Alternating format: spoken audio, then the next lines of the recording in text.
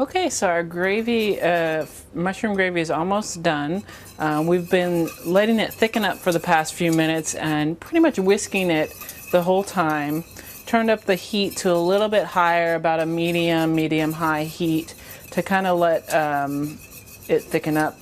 And once you've gotten it to the thickness that you want it, you're going to go ahead and pour your mushroom and onions that have been sauteed into your mushroom gravy.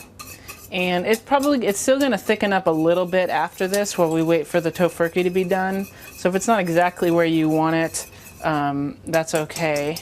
But I'm going to go ahead and add my mushrooms and onions. We're just going to mix these in. Make sure before you do this you get out any lumps that were in the gravy, if any of the flour was clumping up. So I'm going to just go ahead and kind of mix those in together. So you have a nice, rich, mushroomy broth that smells really good. And then you're just about done, basically. All you're doing is waiting for your tofurky to be done, and we'll put it all together and have our holiday meal.